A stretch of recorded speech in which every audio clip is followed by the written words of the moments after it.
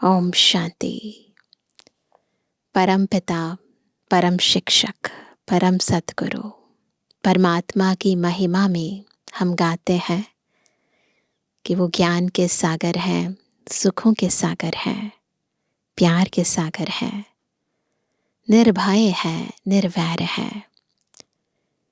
और जब बाबा इस सृष्टि पर आते हैं, हमें हमारा और अपना सत्य ज्ञान देते हैं, तो आत्मा भी दुनिया के सब भय से मुक्त निर्भय बन जाती है। ये समझ आ जाती है कि मैं अजर हूँ, अमर हूँ, अविनाशी हूँ। ये पल पल बदलने वाला शरीर नहीं हूँ। शरीर मृत्यु को पाता है, पर मैं मृत्यु को कभी पा नहीं सकती। मैं सदा हूँ, मैं सत्य हूँ। आज की मुरली में भी बाबा आत्मा के इस विशेषता, निर्भय, निर्वैर, इस विशेषता की ओर हमारा ध्यान खिंचवा रहे हैं और हमें सदाकाल के लिए निर्भय बना रहे हैं। आज है 5 मार्च 2024। बाबा के मधुर महावाक्य हैं, मीठे बच्चे, तुम्हें शरीर सहित सब चीजों से ममत्व निकालना है। जब तुम आत्मा पावन कर्मातीत बन जाएंगी, तब घर में जा सकेंगी। प्रश्न है, आत्मा को किस बात से बहुत डर लगता है और वह डर क्यों? उत्तर है, आत्मा को शरीर छोड़ने से बहुत डर लगता है, क्योंकि उसका शरीर में ममत्व हो गया है। अगर कोई दुख के कारण शरीर छोड़ना भी चाहता है, तो भी उसे पाप कर्मों की सजा तो भोगनी ही पड़ती है। संगम पर तुम बच्चों को कोई भी डर नहीं। तुम्हें और ही खुशी है कि हम पुराना शरीर छोड़ बाबा के पास जाएंगे। तो ये अंतर हो जाता है जब आत्मा ईश्वरीय ज्ञान को जीवन में धारण कर लेती है और जब आत्मा ज्ञान में नहीं होती। तो जितना जितना हम ईश्वरीय ज्ञान को अपने जीवन का भाग बना लेते हैं, केवल सुनते और सुनाते नहीं, उसे समाने लगते हैं, उतना उतना उस ज्ञान की स्मृति आत्मा की स्थिति को ऊंचा उठाने लगती है। उसे वास्तविकता में सब डरों से मुक्त निर्भय बना देती है। ओम शांति। मीठे मीठे बच्चों को समझाया गया है कि एक है ज्ञान, दूसरा है भक्ति।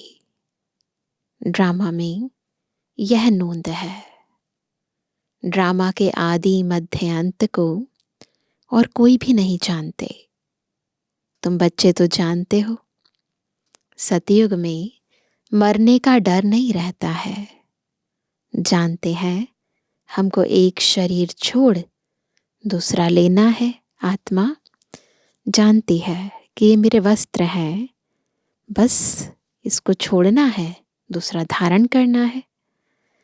दुख की, रोने आदि की बात नहीं। यहाँ मरने से डर रहता है। आत्मा को शरीर छोड़ने से दुख होता है, डरती है, क्योंकि फिर भी दूसरा जन्म ले दुख ही भोगना है। तुम तो हो संगम युगी। तुम बच्चों को बाप ने समझाया है, अब वापस चलना है। कहाँ? घर। वह भगवान का घर है ना। यह कोई घर नहीं है जहाँ भगवान और तुम बच्चे आत्माएं रहते हो, उसको ही घर कहा जाता है। तो घर माता पिता बच्चों से बनता है ना। और कहाँ है हमारा बेहद का माता पिता? परम धाम में। तो इसलिए वो है हमारा स्वीट साइलेंस होम। वहाँ यह शरीर नहीं है जिसे मनुष्य कहते हैं। हम लोग भारत में रहते हैं, घर में रहते हैं।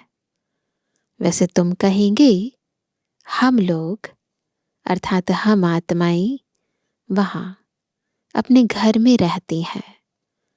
वह है आत्माओं का घर। यह है इस दुनिया में जीव आत्माओं का घर। उसको कहा जाता है मुक्ति धाम। मनुष्य पुरुषार्थ तो करते हैं वहाँ जाने के लिए कि हम भगवान से जाकर मिलें। मुक्ति के लिए तो पुरुषार्थ करते हैं। भगवान से मिलने के लिए बहुत खुशी होनी चाहिए। यह जो आत्मा का शरीर है, इसमें आत्मा का बहुत मोह पड़ गया है ना। चाहती नहीं है आत्मा इसको छोड़ना, इतना मोह हो गया है। इसलिए थोड़ी भी बीमारी आदि होती है तो डर लगता है, कहाँ शरीर ना छूट जाए। अज्ञान काल में भी डर रहता है। इस समय जबकि संगम युग है, तुम जानते हो अब वापस जाना है बाप के पास, तो डर की बात नहीं। जब पता है शरीर छोड़ेंगे और उसके बाद हम जाएंगे अपने घर बाबा के पास, तो डर की क्या बात है। बाप ने युक्ति बहुत अच्छी बताई है। पतित आत्माएं तो मेरे पास मुक्ति धाम में आ ना सके। वह है ही पवित्र आत्माओं का घर। यह है मनुष्यों का घर। यह शरीर बनते हैं 5 तत्वों से। तो 5 तत्व यहाँ रहने के लिए यहाँ रहने लिए खींचते हैं। आकाश, जल, वायु, धरती, अग्नि। वहाँ यानी मूल वतन में यह तत्व नहीं है। यह विचार सागर मंथन करने की युक्तियां हैं। जो कुछ यहाँ है वहाँ नहीं है। तो बाबा कहते हैं आत्मा ने यह प्रॉपर्टी ली हुई है, इसलिए शरीर में ममत्व हो गया है। नहीं तो हम आत्माएं वहाँ की रहने वाली हैं। मूल रूप में तो वही हमारा घर है ना, परंतु इसको अपना समझ लिया है। ये जो समझ है, ये जो अज्ञान है, इसको हटाना है। अब फिर पुरुषार्थ करते हैं वहां जाने के लिए। जब तुम पवित्र आत्माएं बन जाती हो तो फिर तुमको सुख मिलता है, दुख की बात ही नहीं। इस समय है ही दुख धाम। तो यह 5 तत्व भी खींचते हैं। ऊपर से नीचे आकर पाठ बजाने के लिए प्रकृति का आधार तो जरूर लेना पड़ता है, नहीं तो खेल चल ना सके। खेल कैसे होता है? जब खिलाड़ी अपना कॉस्ट्यूम धारण करता है, उसके बाद खेल शुरू होता है। तो जैसे हम एक्टर इस सृष्टि पर आते हैं, अपना अपना चोला धारण करते हैं, फिर पता चलता है किसका क्या रोल है। तो सोल फिर है रोल, और उसके बाद ही ये नाटक चलता है। तो इस रोल के बिना, इन कॉस्ट्यूम्स के बिना, इस पाठ के बिना कैसे आत्मा पाठ बजाएगी? तो बाबा कहते हैं नहीं तो खेल चल ना सके। यह खेल दुख और सुख का बना हुआ है। जब तुम सुख में हो तो 5 तत्वों के शरीर से ममत्व नहीं रहता है। वहाँ तो पवित्र रहते हैं। इतना ममत्व नहीं रहता है शरीर में। जब आत्मा प्योर है, बॉडी प्योर है, तो किसी का किसी में कोई लगाव झुकाव, किसी पर प्रभाव नहीं है। जब आत्मा मलिन होती है, शरीर भी तुम प्रधान बनने लगता है, तो अट्रैक्शन होती है। ये आपस के अंदर लगाव झुकाव की जंजीरें, ये रस्सियां बनने लगती हैं। तो बाबा कहते हैं जब तुम सुख में हो तो 5 तत्वों के शरीर से ममत्व नहीं रहता है। वहां तो पवित्र रहते हैं। इतना ममत्व नहीं रहता है शरीर में। इन 5 तत्वों का ममत्व भी छोड़ देते हैं। हम पवित्र बने, फिर वहां शरीर भी योग बल से बनते हैं। इसलिए माया खींचती नहीं है। हमारा वह शरीर योग बल का है, इसलिए दुख ही नहीं। योग बल है तो दुख नहीं। जब भोग बल शुरू होता है तब दुख होता है।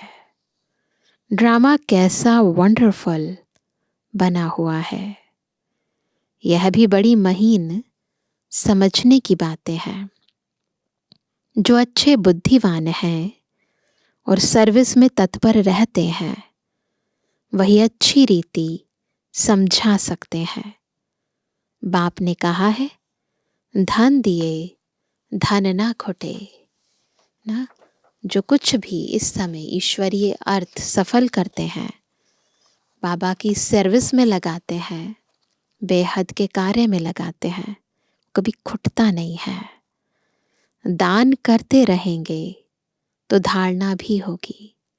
ज्ञान दान देते रहेंगे तो ऑटोमेटिकली धारणा भी होगी। नहीं तो धारणा होना मुश्किल है। ऐसे मत समझो लिखने से धारणा हो जाएगी। कई बारी पॉइंट्स बार बार लिखते हैं तो पॉइंट्स कॉपी में ही रहेंगे, इधर नहीं आएंगे, जीवन में नहीं आएंगे। ज्ञान धन का दान करेंगे, दूसरों को बांटेंगे, तो उनकी दुआओं से भी वो ज्ञान धारण हो जाएगा। फिर मन भी खाएगी तो ज्ञान धारण हो जाएगा, है ना। जब ज्ञान का आईना अपने सामने होता है, खुद अपने मुख से उच्चारित करते हैं, तो फिर स्वयं को परिवर्तन करने की इच्छा जागृत होती है। तो इसलिए बाबा कहते हैं कि लिखने से नहीं धारणा होगी, दान करने से होगी।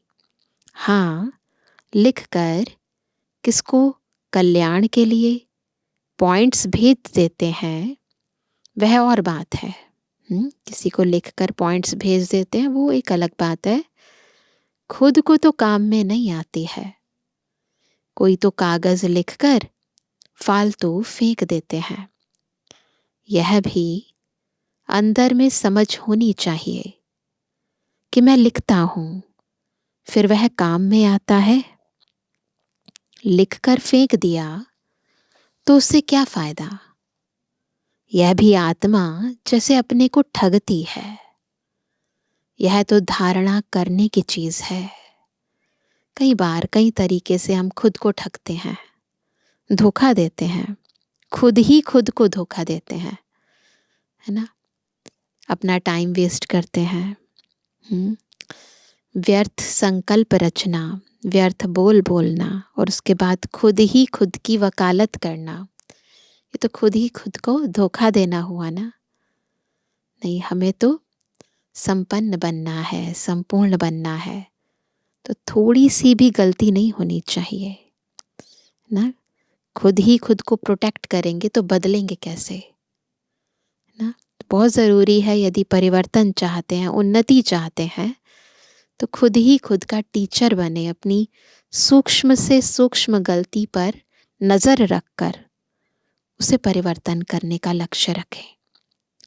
तो वह कहते हैं यह तो धारणा करने की चीज़ है। बाबा ने कोई लिखा हुआ थोड़ी कंठ किया है, कोई रटना नहीं है यहाँ पर, ना बाबा रट के सुना रहे हैं। बाप तो रोज समझाते रहते हैं, समझ की बात है ना, यहाँ समझ की बात है। पहले पहले तुम्हारा बाप से कनेक्शन है। सबसे पहले क्या करना चाहिए? बाबा से कनेक्शन होना चाहिए। बाप की याद से ही तुम्हारी आत्मा पवित्र बन जाएगी। फिर वहाँ भी तुम पवित्र रहते हो। आत्मा और शरीर दोनों पवित्र रहते हैं सतयुग में। फिर वह बल खलास हो जाता है तो 5 तत्वों का बल आत्मा को खींचता है। जब योग बल खलास हो जाता है, खत्म हो जाता है, तो फिर ये 5 तत्व आत्मा को खींचते हैं। आत्मा को घर जाने के लिए शरीर छोड़ने की दिल होती है। तुम पावन बनकर शरीर ऐसे छोड़ेंगे जैसे मक्खन से बाल। आत्मा पवित्र बन गई, बिल्कुल प्योर। तो फिर ऑटोमेटिकली इस अपवित्र तन में रह नहीं सकती, छोड़ देगी। तुम बच्चों को शरीर सहित सब चीजों से ममत्व मिटा देना है। हम आत्माएं बिगर शरीर आई थी, हम प्योर थी। इस दुनिया से ममत्व नहीं था। वहां शरीर छूटे तो कोई रोते नहीं। सतयुग में कोई रोता नहीं, कोई तकलीफ नहीं, बीमारी नहीं, शरीर में ममत्व नहीं। बहुत सहज है देह को छोड़ना और देह को धारण करना। जैसे आत्मा पाट बजाती है, एक शरीर बूढ़ा हुआ तो फिर दूसरा ले लेती है पाट बजाने के लिए। जैसे बहुत खुशी खुशी से हमारा ये वस्त्र पुराना हुआ, चलो नया पहनते हैं, तो नया कपड़ा पहनते हैं तो खुशी होती है। तो वहाँ भी ऐसे ही आत्मा को लगता है कि बस ये बॉडी अभी पुरानी हुई, बहुत टाइम से धारण की हुई है, चलो दूसरी बॉडी लेते हैं। तो कोई रोने की बात ही नहीं, और सबको ये ज्ञान है। तो बाबा कहते हैं वहाँ तो रावण राज्य ही नहीं है। तो इस समय दिल होती है जाएं बाबा के पास। बाबा कहते हैं मुझे याद करो। यह ज्ञान बुद्धि में है। बाप कहते हैं पवित्र बन कर आना है। अभी तो सब पतित है, इसलिए 5 तत्वों के पुतले से मोह हो गया है। इनको छोड़ने की दिल नहीं होती है। नहीं तो विवेक कहता है शरीर छूट जाए और हम बाबा के पास चले जाएं। विवेक तो यही कहता है कि कब ये छूटे और हम बाबा के पास चले जाएं। अभी पुरुषार्थ करते हो, हमको पावन बनकर बाबा के पास जाना है। बाबा ने कहा है तुम तो मेरे थे, अब फिर मुझे याद करो तो आत्मा पवित्र बन जाएगी। फिर यह शरीर धारण करने में भी कोई तकलीफ नहीं होगी। अभी शरीर में मोह है तो डॉक्टर आदि को बुलाते हैं। क्यों? शरीर छूट ना जाए, कुछ हो ना जाए। तुमको तो खुशी रहनी चाहिए। हम जाते हैं बाबा के पास। इस शरीर से अब हमारा कनेक्शन नहीं है। ये जो बाबा हमें बोल रहे हैं, आत्मा को बोल रहे हैं, तो आत्मा ये फील करे अंदर से कि हाँ सच में इस शरीर के साथ मेरा कोई कनेक्शन नहीं है। मैं तो अजर हूँ, अमर हूँ, अविनाशी हूँ, और इसके सारे गुण विशेषताएं शरीर की मुझसे बिल्कुल विपरीत हैं। तो फिर इसका मुझसे कोई लिंक नहीं है। तो बार बार ये स्थिति बनती है, ये स्मृति आती है, तो फिर आत्मा बाबा की तरफ खिंचती चली जाती है। यहाँ से कनेक्शन टूटता जाता है, वहाँ जुड़ता जाता है। यह शरीर तो पाट बजाने के लिए मिला है। वहाँ तो कहाँ सतयुग में आत्मा और शरीर दोनों ही बड़े तंदुरुस्त होते हैं, दुख का नाम नहीं रहता। तो बच्चों को कितना पुरुषार्थ करना चाहिए। अभी हम बाबा के पास जाते हैं, क्यों नहीं इस शरीर को छोड़कर जाएं? परंतु जब तक योग लगाकर पवित्र नहीं बने हैं, कर्मातीत अवस्था नहीं बनी है, तो जा नहीं सकते। यह ख्यालात अज्ञानी मनुष्यों को आ नहीं सकते, वो तो कभी सोच भी नहीं सकते, क्योंकि अपने को बॉडी समझ कर बैठे हैं। तुम बच्चों को आएंगे। अब हमको जाना है। पहले तो आत्मा में ताकत होती है, खुशी होती है, कभी डर नहीं रहता। यहाँ दुख है, इसलिए मनुष्य भक्ति आदि करते हैं। क्यों करते हैं भक्ति? दुख है तो सुख पाने के लिए, अशांत है तो शांति पाने के लिए। जीवन में कलह है, कलेश है, तो उस प्यार के सागर के पास जाते हैं, अपने अंदर के कलह कलेश मिटाने, विषय विकारों से मुक्ति पाने, है ना। तो भक्ति किस लिए करते हैं? क्योंकि अंदर दुख है। तो बाबा कहते हैं कि यहाँ दुख है, इसलिए मनुष्य भक्ति आदि करते हैं, परंतु वापस जाने का रास्ता तो जानते नहीं। जाने का रास्ता तो एक बाप ही बताते हैं। हम बाबा के पास जाएं, उसकी खुशी होती है। बाप समझाते हैं, यहाँ तुम्हारा शरीर में मोह है, यह मोह निकाल दो। यह तो 5 तत्वों का शरीर है, यह सब माया ही है। इन आँखों से जो कुछ आत्मा देखती है, सब माया ही माया है। जो कुछ दिखाई दे रहा है क्षणभंगुर है, खत्म होने वाला है, माया है, विकारों से भरपूर है। सब चीजें अपनी ओर खींच रही हैं, तो ये माया है। यहाँ हर चीज में दुख है। कितना गंध है। स्वर्ग में तो शरीर भी फर्स्ट क्लास, महल भी फर्स्ट क्लास मिलेंगे। वंडरफुल बात है कि जब सब कुछ फर्स्ट क्लास है तो कोई चीज खींचती नहीं है, आकर्षित नहीं करती है।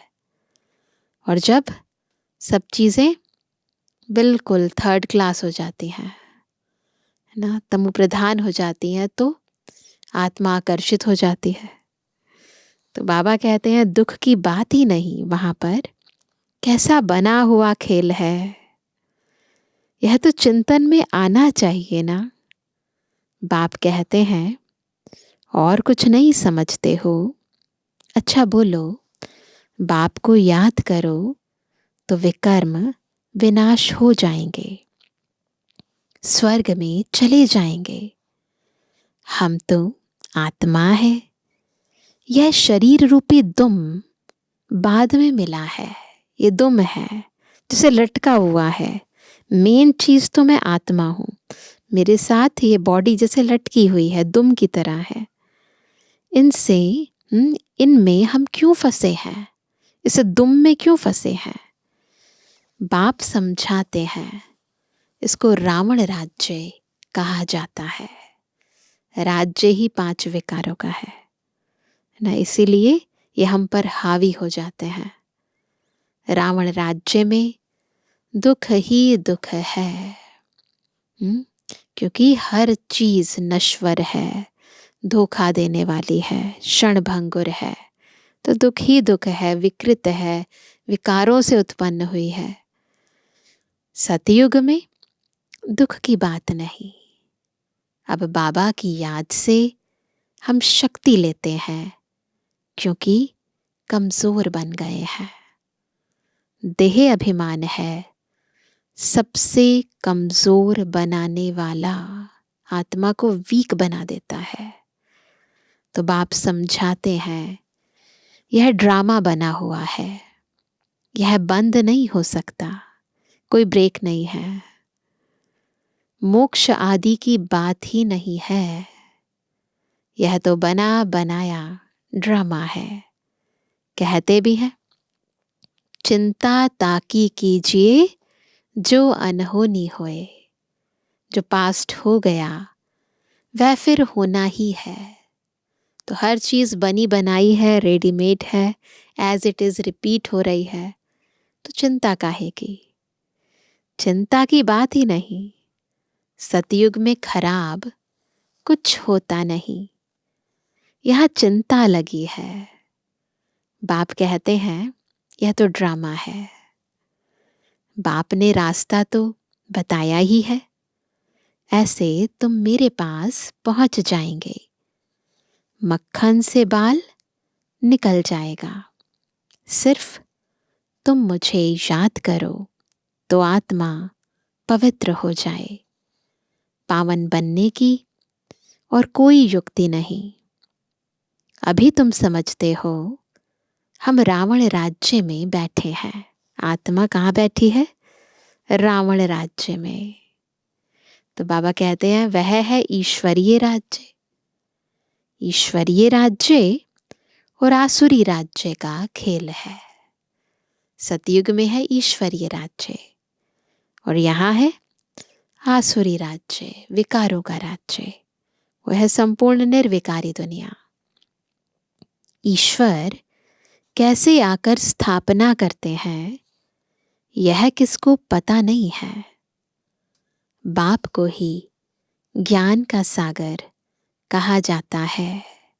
कैसे स्थापना करते हैं, कैसे आत्मा में ज्ञान भर भर के उसे अज्ञान अंधकार से निकालते हैं, कैसे आत्मा को स्वधर्म की, स्वरूप की स्मृति दिलाकर इस विस्मृति और विस्मृति के चक्कर से छुड़ाते हैं। आत्मा में इतना सुख भर देते हैं कि वो स्वतः ही दुखधाम को छोड़ देती है। तो बाबा कहते हैं वही आकर सब समझाते हैं। अभी तुम सारा ज्ञान समझ रहे हो, फिर यह सारा ज्ञान भूल जाएगा। जिस पढ़ाई से हम यह पद पाते हैं यह सब भूल जाता है। वंडरफुल है। जिस ज्ञान के आधार से हम इतना उच्च पद पाते हैं वो फिर बिल्कुल मिट जाता है। स्वर्ग में गए और यह नॉलेज गुम हो जाती है। भगवान ने डबल सिरताज कैसे बनाया वह कुछ भी नहीं जानते। यह भी नहीं जानता था तो दूसरे शास्त्र आदि पढ़ने वाले क्या जाने।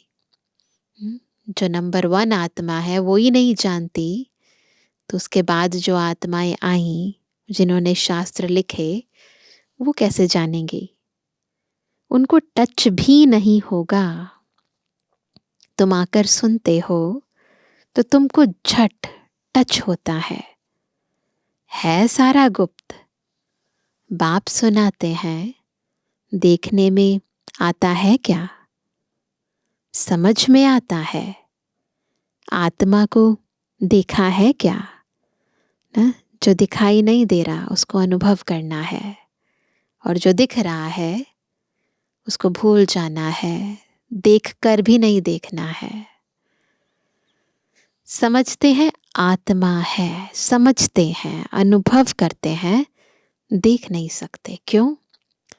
इन आँखों की लिमिटेशन है। मैं आत्मा, मेरा बाबा अनलिमिटेड, बेहद है। तो बाबा कहते हैं दिव्य दृष्टि से देखा जा सकता है। बाबा कहते हैं देखने से क्या समझेंगे? आत्मा तो छोटी बिंदी है, आत्माएं अनेक हैं। 10-20 का भी तुम साक्षात्कार करेंगे, एक से तो कुछ पता ना पड़े। इतनी छोटी सी बिंदी लाइट चमक रही है, पता ही नहीं चलेगा। अब कहते 10-20 आत्माएं छोटी छोटी नजर आए तो शायद कुछ समझ में आए, लाइट है। समझ भी ना सके, बहुतों को साक्षात्कार होता है। मालूम कैसे पड़े आत्मा है या परमात्मा है? दोनों ही बिंदी हैं, दोनों ही लाइट हैं। फर्क का मालूम नहीं पड़ता। बैठे बैठे छोटी छोटी आत्माएं देखने में आती हैं। यह थोड़े ही पता पड़ता है कि आत्मा है वह परमात्मा है। अभी तुम जानते हो क्या इतनी छोटी आत्मा में ताकत कितनी है। वंडरफुल है आत्मा की ताकत। जब खुद को भूल गई है कि मैं आत्मा हूं, तब भी कितना काम कर लेती है। तो जब ये याद आ जाए कि मैं कौन हूं, मैं किसकी हूं, तो क्या से क्या कर दे। आत्मा तो मालिक है। एक शरीर छोड़ दूसरे में प्रवेश करती है पाठ बजाने के लिए। कितनी कुदरत है। शरीर बीमार हो पड़ता है या कोई देवाला आदि निकालते हैं तो समझते हैं इससे तो शरीर ही छोड़ दें। सोचते हैं कि बॉडी को छोड़ दे, सुसाइडल अटेम्प्ट्स करते हैं। फिर आत्मा निकल जाएगी, दुख से छूट जाएगी। परंतु ऐसा होता नहीं है ना। ऐसे थोड़ा ना बॉडी को आप खुद ही खत्म कर दो तो दुख छूट जाएंगे। बाबा कहते हैं परंतु पापों का बोझा जो सिर पर है वह कैसे छूटे, उसका हिसाब तो करना ही पड़ेगा। तुम पुरुषार्थ ही करते हो कि याद से पाप विनाश हो जाए। जब तक पाप विनाश नहीं हो जाते ना, आत्मा शांति से शरीर भी छोड़ नहीं सकती और दूसरा धारण भी नहीं कर सकती। इसलिए कभी भी गलती से ये संकल्प ना आए कि हम शरीर को छोड़ें खुद ही। मतलब सुसाइड अटेम्प्ट करने का विचार नहीं आना चाहिए। बाबा की याद से, योग के बल से जो भी पाप कर्म किए हैं, विकर्म किए हैं, उस बोझ को खत्म करना है। योग बल से खत्म करना है, गलत तरीका नहीं अपनाना है। तो बाबा कहते हैं रावण के कारण बहुत पाप हुआ है, जिससे छूटने का रास्ता बाप बतलाते हैं। सिर्फ कहते हैं मुझे याद करते रहो। याद करते करते शरीर छूट जाए, तुम्हारे पाप आदि सब खत्म हो जाएंगे। याद करना भी मासी का घर नहीं है। ये बात तो सत्य है कि याद से पाप खत्म हो जाएंगे, लेकिन याद करना भी इजी नहीं है। मुझे याद करने लिए माया तुमको बहुत हैरान करती है, घड़ी घड़ी भुला देती है। बाबा अनुभव भी सुनाते हैं। मैं बहुत कोशिश करता हूँ, ब्रह्मा बाबा अपना अनुभव सुनाते हैं कि मैं बहुत कोशिश करता हूँ, परंतु फिर भी माया अटक डालती है भी दोनों साथ इकट्ठे। शिव बाबा और ब्रह्मा बाबा की आत्मा दोनों इकट्ठी हैं। इकट्ठा होते भी घड़ी घड़ी भूल जाता हूँ। बड़ा कठिन है। घड़ी घड़ी यह याद पड़ा, फलाना याद पड़ा। तुम तो बहुत अच्छा पुरुषार्थ करते हो। कोई तो गपोड़े भी मारते हैं, झूठ भी बोल देते हैं, 10-15 दिन चार्ट लिखकर छोड़ देते हैं। इसमें बहुत खबरदारी रखनी पड़ती है। समझते तो हैं जब प्योर हो जाएं, कर्मातीत अवस्था को पहुंचें, तब विन करें। यह ईश्वरीय लॉटरी है ना। बाबा को याद करना यह है याद की डोरी। बुद्धि से समझने की बात है, बहुत सूक्ष्म रस्सी है। है ना, ज़रा सा कुछ हुआ बस तुरंत टूट जाती है याद। एक रस, एकाग्र अवस्था नहीं हो पाती। भल कहते हैं हम बाबा को याद करते हैं, परंतु बाबा कहता है याद करना आता ही नहीं है। बैठ जाना, गीत चला देना, लाल बत्ती कर देना, इससे याद नहीं होती। ये तो अंदर दिल की लगन है ना। तो याद में बैठे हैं, पर सच में याद कर रहे हैं? कहाँ बैठे हैं? यहाँ बैठे हैं या देह से बैठे हैं? पद में भी फर्क तो पड़ता है ना। कैसे राजाई स्थापन हुई है, तुमने अनेक बार राजाई की है, फिर गवाई है। बाबा हर 5000 वर्ष बाद पढ़ाते हैं, फिर रावण राज्य में तुम वाम मार्ग में चले जाते हो। जो देवता थे वही फिर वाम मार्ग में गिरते हैं। तो बाप बहुत गुह्य बातें समझाते हैं बाप को याद करने की। है तो बहुत सहज, शरीर छोड़ बाप के पास चले जाएं। मुझे जाने तब योग बल से विकर्म विनाश हो। पहले बाबा को यथार्थ जाने, फिर योग बल से विकर्म विनाश हो। वह तो पिछाड़ी में ही हो सकता है, परंतु वापस तो कोई आता नहीं। भल कोई कुछ भी करे, यथार्थ योग तो मैं ही आकर सिखलाता हूं। फिर आधा कल्प योग बल चलता है, वहां तो अथाह सुख भोगते हो। भक्ति मार्ग में मनुष्य क्या क्या करते रहते हैं। बाप जब आकर ज्ञान देते हैं तो फिर भक्ति होती नहीं। ज्ञान से दिन हो गया, फिर कोई भी तकलीफ नहीं। भक्ति है रात धक्का खाने की, वहां तो दुख की बात ही नहीं। एक तरफ है भक्ति, हम संगम युग पर हैं, और एक तरफ है ज्ञान की प्रालब्ध। दोनों में दिन और रात का अंतर है। एक जगह हम भटक रहे हैं, धक्का खा रहे हैं, दूसरी तरफ हम प्रकाश में हैं, धक्के खाने की बात ही नहीं है। तो बाबा कहते हैं यहाँ कोई तकलीफ नहीं और वहां बहुत तकलीफ है। भक्ति है रात धक्का खाने की, वहां तो दुख की बात ही नहीं। दुख होना तो छोड़ो, शब्द भी नहीं है दुख। यह सब बातें जो यहाँ का सैपलिंग होगा उनकी बुद्धि में बैठेंगी। बाकी दुनिया वालों की बुद्धि में इतनी जल्दी नहीं बैठेंगी। जो देवी देवता घराने की आत्मा होगी उसी को ये बात जचेगी। यह बड़ी महीन बातें हैं, वंडरफुल ज्ञान है जो सिवाय बाप के और कोई समझा ना सके। बहुत थोड़े समझने वाले होते हैं। ड्रामा में नोंद है, उसमें कुछ भी फर्क नहीं पड़ सकता।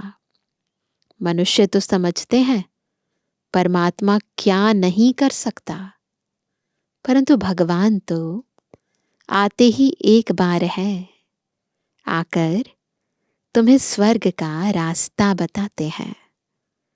अभी तुम बच्चों की कितनी विशाल बुद्धि हो गई है, ड्रामा के आदि मध्य अंत को यथार्थ समझ गए हैं। यह दोनों ही इकट्ठे हैं। यह यानी ब्रह्मा भी किसको देखेगा? समझता है शांति का दान देना है। देखने से मालूम पड़ता है कि यह हमारे घराने का है व नहीं है। देखने से ही पता चल जाता है ना। सर्विसेबल बच्चों का भी काम है नब्ज देखना, समझ जाओ आत्मा कौन सी है। अगर हमारे कुल का होगा तो शांत हो जाएगा। शांत यानी आत्मा को ये फील होगा कि जो मुझे चाहिए था वो मुझे मिल गया है, तृप्त हो जाएगा, खुशी होगी, फीलिंग आएगी कि मेरा बाबा है, यही सत्य है। अंदर जो मन में चल रहा है द्वंद्व, वो खत्म हो जाएगा ना। तो ये निशानी है। अच्छा, मीठे मीठे स्वर से एबल आज्ञाकारी बच्चों पर माता पिता बाप दादा का याद द्वारा गुड मॉर्निंग। रूहानी बच्चों की रूहानी बाप दादा को गुड मॉर्निंग, नमस्ते नमस्ते नमस्ते। धारणा के लिए मुख्य सार। पहला, पावन बन बाप के साथ घर जाने के लिए इस 5 तत्वों के पुतले से ममत्व नहीं रखना है। शरीर छोड़ने का डर निकाल देना है। दूसरा, याद की यात्रा का चार्ट बड़ी खबरदारी से बढ़ाते रहना है। योग बल से आत्मा को पावन बनाए, कर्मातीत बन ईश्वरीय लॉटरी को विन करना है। वरदान है, सिद्धि को स्वीकार करने के बजाय सिद्धि का प्रत्यक्ष सबूत दिखाने वाले शक्तिशाली आत्मा भव। शक्तिशाली आत्मा कौन है? जो सिद्धि को स्वीकार नहीं करती, अभी जो सिद्धि मिली है उसका प्रत्यक्ष सबूत दिखाती है ना। अब आप सबके सिद्धि का प्रत्यक्ष रूप दिखाई देगा ना। जो कुछ भी हमने प्राप्त किया है उसका प्रत्यक्ष रूप दिखाई देगा। कोई बिगड़ा हुआ कार्य भी आपकी दृष्टि से, आपके सहयोग से सहज हल होगा। जो कुछ भी हमने बाबा से प्राप्त किया है, सफलता प्राप्त की है ना, जो भी हमने समय, संकल्प, श्वास, ज्ञान, गुण, शक्तियां अपने अंदर जमा की है, अब समय है कि उसका प्रत्यक्ष फल दिखाई देगा। जब हम किसी को दृष्टि देंगे, कोई काम करेंगे, उनके काम बन जाएंगे, तो बाबा कहते हैं कि उनसे, आपके सहयोग से सहज हल होगा। कोई सिद्धि के रूप में आप लोग नहीं कहेंगे कि हाँ यह हो जाएगा, लेकिन आपका डायरेक्शन स्वतः सिद्धि प्राप्त कराता रहेगा। आप जिसको जो गाइड करोगे ना, उससे उसका काम बन जाएगा। तब प्रजा जल्दी जल्दी बनेगी। फिर जैसे भक्त लोग होते ना, भावना बैठ जाती है, फिर प्रजा जल्दी जल्दी बनेगी। सब तरफ से निकलकर आपकी तरफ आएंगे। यह सिद्धि का पाठ अभी चलेगा, लेकिन पहले इतने शक्तिशाली बनो जो सिद्धि को स्वीकार ना करो, तब प्रत्यक्षता होगी। क्योंकि क्या होता है, जब सिद्ध होने लगते हैं लोगों के कार्य, उनकी भावना बैठने लगती है, तो लगता है कि हम कर रहे हैं। तो स्वीकार नहीं करना है, मैं नहीं कर रहा, बाबा करा रहा है ना। तो स्वीकार नहीं करेंगे तब प्रत्यक्षता होगी। स्लोगन है, अव्यक्त स्थिति में स्थित हो, मिलन मनाओ तो वरदानों का भंडार खुल जाएगा। वरदान बाबा अभी भी लुटा रहे हैं, पर स्थिति अव्यक्त होनी चाहिए। तो आज विशेष क्या होमवर्क करेंगे? बार बार स्मृति में लाएंगे, अब घर जाना है, ये शरीर पुराना है, चारों तरफ माया ही माया है। इस माया जाल को तोड़कर मुझे सब बंधनों से मुक्त होकर घर जाना है, अपने स्वीट साइलेंस होम में, जहां हम और हमारा बाबा।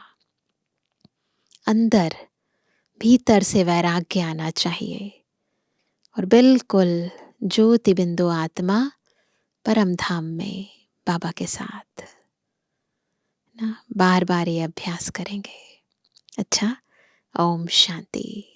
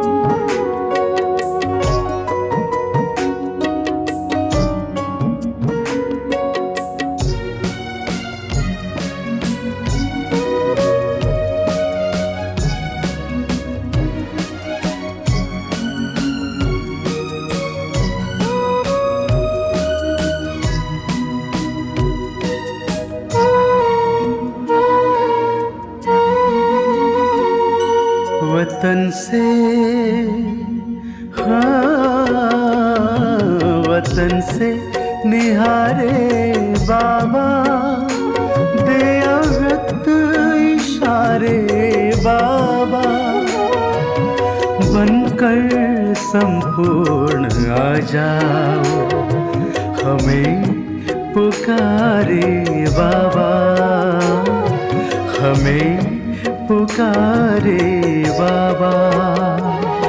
वतन से निहारे बाबा, दे अव्यक्त इशारे बाबा, बनकर संपूर्ण आ जाओ, हमें पुकारे बाबा, हमें पुकारे बाबा। वतन से निहारे बाबा।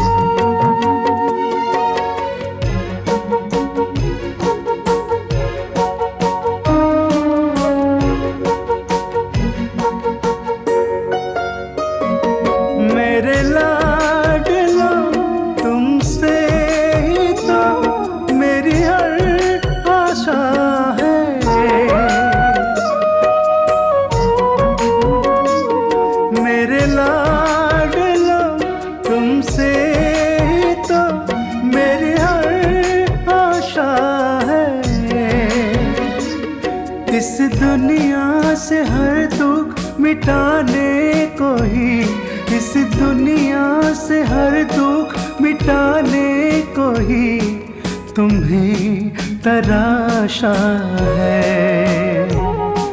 हमें ही बनना है आपके सफलता के सितारे बाबा, सफलता के सितारे बाबा। वतन से निहारे बाबा,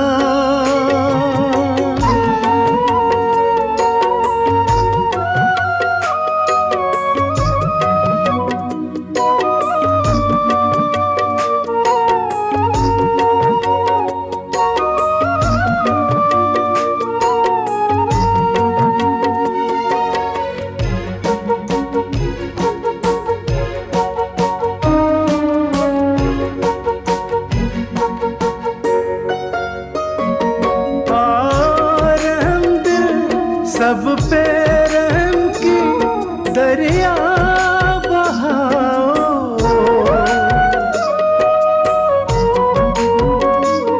आओ रहम दिल सब पे रहम की दरिया बहाओ। मनसा सेवा सकाश दे, मनसा सेवा सकाश दे, सबको पावन बनाओ।